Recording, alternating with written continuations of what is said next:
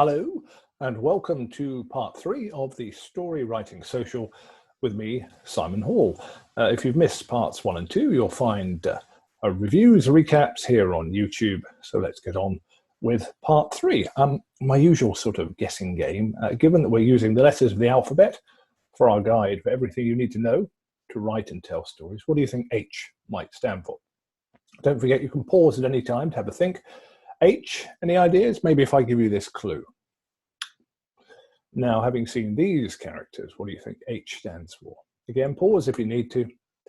H stands for heroes and heroines. Now, we've already covered what I think of as the iceberg of characterization in part 1 of the Storywriting Social, how you get to know characters.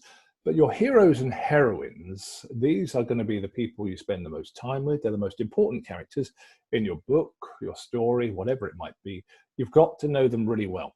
And I have a little trick, which is also a fun trick, I think, to get to know them well. And I do this. I take them out on a date and I ask them lots of questions. And if you can answer these questions, these sort of questions that you pose to your main characters, then you are getting to the stage where you know them well enough to convincingly write about them.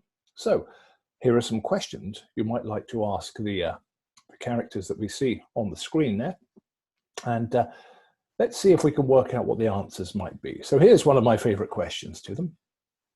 What is your greatest strength and your biggest weakness? Imagine asking that to Miss Marple, Harry Potter, Katniss from the Hunger Games, or Sherlock Holmes. What do you think? Sherlock Holmes, well, I don't know, maybe greatest strength, his intellect.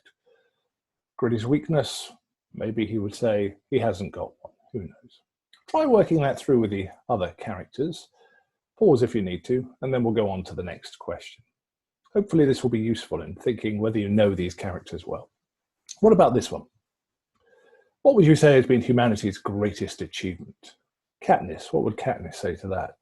Perhaps she would say survival, maybe. Might be family, that's quite important to her as well. Ask that of the other characters. See what they might say and how that helps you think you're getting to know them better. Pause again if you want to play this and work through the characters on the screen. What about this one?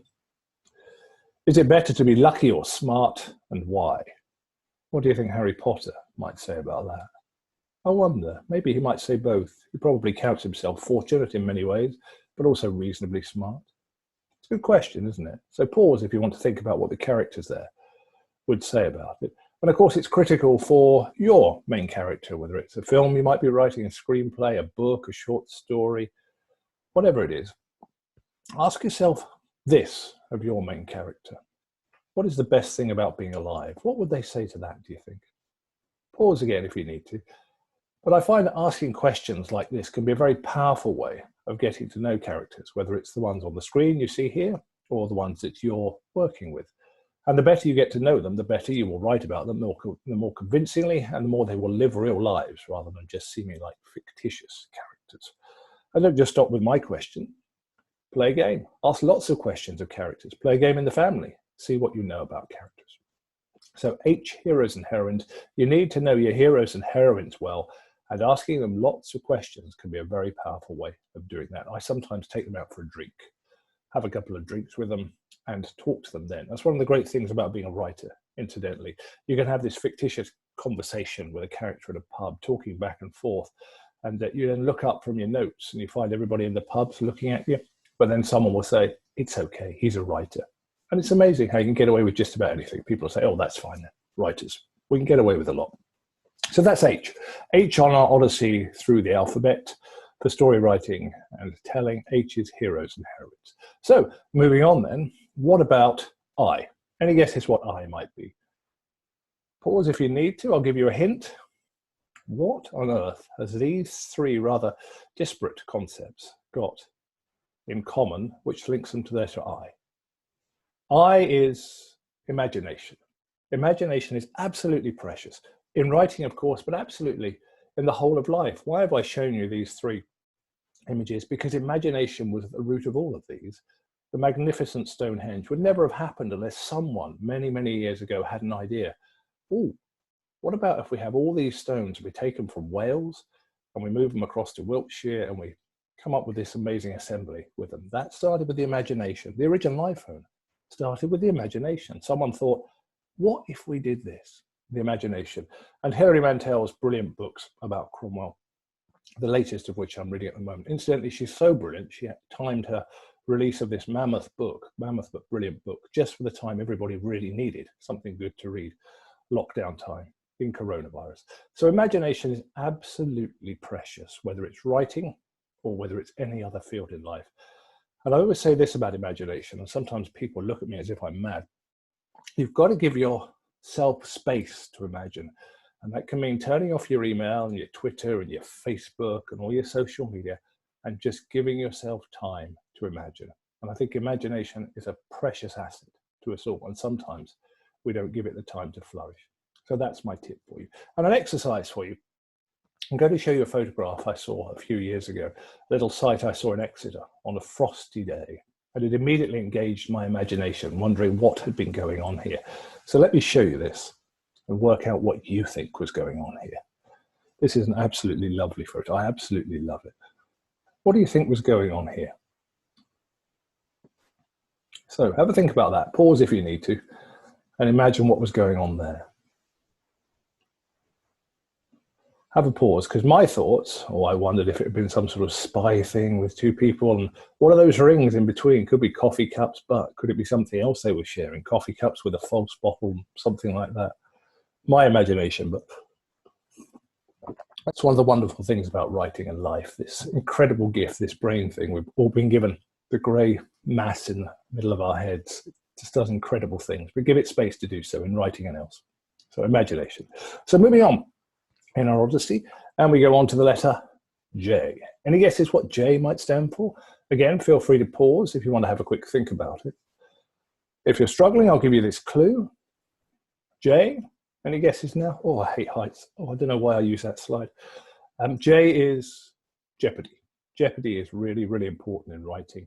Unless there's some jeopardy, something to win or lose in a story, it lacks drama and it lacks tension. But jeopardy can be subtle. There's often one big overt jeopardy, that's the real risk. But there are lots of subtle, lesser jeopardies in a story as well. Let me give you some examples with well-known stories. War of the Worlds, H.G. Wells' classic book. What's the main jeopardy? Again, pause if you want to think about it. Well, I would say probably the main jeopardy in that is the potential end of the world, the end of humanity.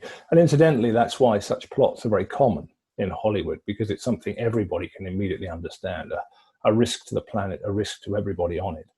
It's immediately full of jeopardy. Everybody's got something to win or lose in that. It's powerful and it's understandable. But there's lesser jeopardy in that as well. There's the jeopardy of the narrator, the hero, who in the original we don't know his name, but subsequently is given a name.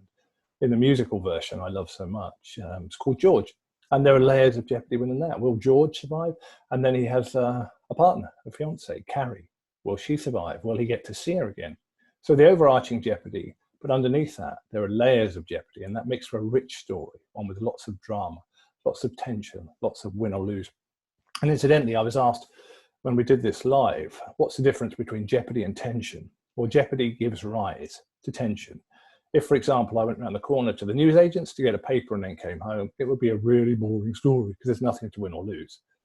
But if I went to the newsagents and the lovely lady who's running it was being held up by a man with a shotgun pointing at her, and I have to then decide whether to intervene and what might happen, now suddenly we have jeopardy and we have tension and drama, because suddenly there is something to win or lose for her, for me, for all concerned. See how jeopardy runs through these other stories. Robinson Crusoe. What's the main jeopardy there? Well, it's probably to his life, isn't it? But also maybe underneath that, to his sanity. Will he actually survive? Will he survive with his sanity intact? Can you think of any other jeopardies in that? What about this one? Now, that's more interesting, isn't it? Fawlty Towers. What do you think the main jeopardy is in Fawlty Towers? It's a good arguable one, this. All those four, the main characters, have a stake in the hotel remaining open. And of course, there's a lot of jeopardy that such terrible things are happening that it could easily close down. It could just fail as a business. So there's that layer of jeopardy. Basil, who of course is the lead, what does he want most in the world? Well, I would argue it's probably status. So the jeopardy for him is continually his attempts to climb up the social ladder, his attempts to win status are put at risk. So there's jeopardy for him, there's jeopardy for Sybil, who actually wants it all to work and her marriage to work and things to go well for everybody and actually run a decent hotel. There's Polly, who's there, well, I think she's at art school, but she also wants to get the hotel keeping to go because she kind of likes it there, really. And there's Manuel, who wants to work there and doesn't want to go back to Spain, back to Barcelona. So there's the overarching jeopardy, but there's other jeopardy in there as well because they're characters. What about this one? Another example, Helen Fielding's Bridget Jones's Diary. Where's the jeopardy in that? Well, it's not really live or die, is it? But we are so into the character that we feel for her when she's trying to work out her way through life, whether it's love, who she should be with, whether she could be happy, and then subsequently career. And there's other jeopardy. Is she fit enough? Is she smoking too much? Is she drinking too much? Lots and lots of layers of jeopardy.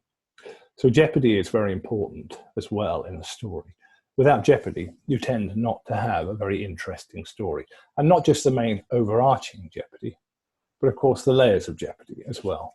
And if you can get more layers of jeopardy in, well, you get a richer story. So that's J on our odyssey through the alphabet in story writing and storytelling. And finally, for this session, we come to K. And it's a slightly odd one, this, and I think you might struggle to get it. So let me give you a clue. If I show you that, any guesses? Feel free to pause if you want to have a guess. That is kinship and karma. And that's very important to me on a couple of levels. First of all, writing. It's a beautiful way of life if you want to be a writer, if you want to write stories, but you have to be prepared for knocks. It can be difficult. You get rejections. It can hurt your heart. There is a big kinship and karma thing amongst writers. We look after each other, but also more widely in society. And I've been really proud and pleased to see this at this time of difficulty for us all with coronavirus, how many people are looking after each other, how many people are really into the society idea. We're helping each other through kinship and karma. And this little series of talks, these webinars about story writing and storytelling, it's been lovely getting together a wonderful group of people. I mean, really wonderful. Most of us have no idea who each other are, anything much about them, but we're getting together on screen, joined together by a love of stories, writing, telling stories. And it's beautiful the way we support each other and people offer very lovely comments to each other's ideas and they look after each other. And it's a big highlight of the week. We do it on Thursday evenings, if you didn't know.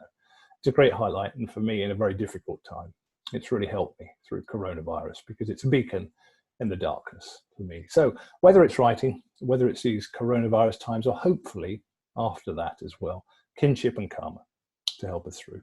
So that's the HIJK for this part 3 of the Storywriting Social.